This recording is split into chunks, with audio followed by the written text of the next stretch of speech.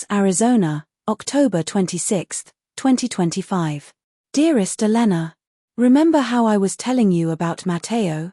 My ex, the charming architect who could sell ice to an Eskimo? Well, things have been strange. You know how C.S. Lewis's old sermons have been rediscovered and are all the rage again?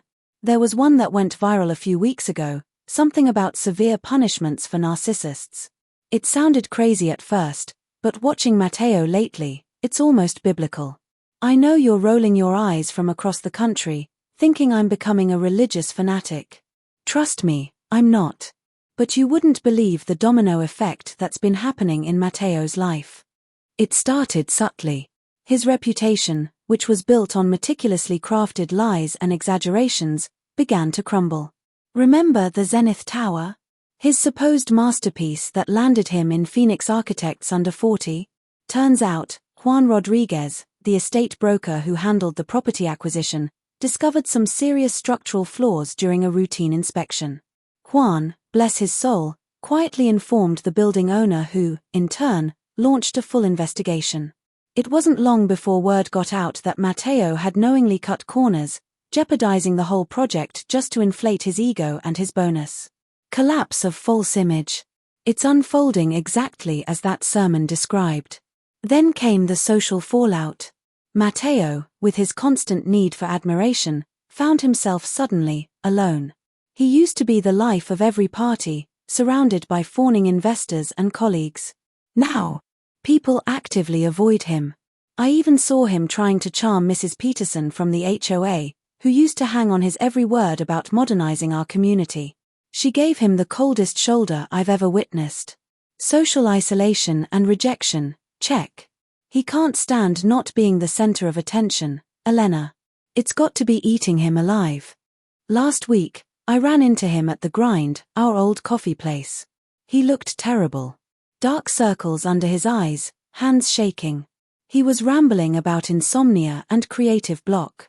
He confessed, and I use that word loosely, it was more of a desperate plea for sympathy, that he couldn't focus, couldn't sleep, and that his mind was racing with anxieties he couldn't name. He's always been so in control, so composed.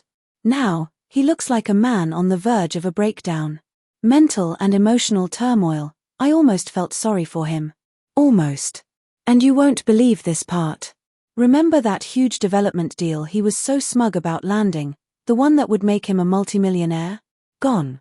Poof. Apparently, some irregularities were discovered in the paperwork, things he'd overlooked in his rush to secure the contract. The investors pulled out, and the deal fell through. Just like that, his financial empire, built on sand, started to crumble. Sudden loss of power and resources. He was livid, screaming on the phone, blaming everyone but himself. It was both pathetic and satisfying to witness. Karma, right? But here's the thing, Elena, and this is what truly unnerves me. Beyond the public humiliation, the social ostracism, the mental anguish, and the financial ruin, there's something else, something deeper. A hollowness in his eyes. A sense of emptiness that chills me to the bone. It's as if he's been completely abandoned, not just by people, but by something far greater. The sermon called it spiritual abandonment and silence. He's talking about soul-searching now, but I don't believe him. I know it sounds crazy, Elena. I know that attributing all this to some divine intervention is far-fetched. But seeing it all unfold, seeing how precisely it mirrors that C.S. Lewis sermon, it's hard to ignore. Maybe it's just coincidence. Maybe it's just karma working at its own sweet time. Or maybe, just maybe, there's something else at play here. I still can't believe he hurt me the way he did, Elena. All those lies, all that manipulation, also he could feel superior. I used to lie awake at night, angry with him. But seeing him now makes me realize something. You can't escape yourself. And you can't escape the consequences of your actions. Anyway, enough about Mateo. How's that pottery class going? Send me pictures of your creations. I need something to distract me from the strange and unsettling drama that has become my ex's life. Sending you all my love. Abril. P.S. Juan, that estate broker, asked me out for coffee. I'm thinking of saying yes. He seems like a genuinely good guy. Wish me luck.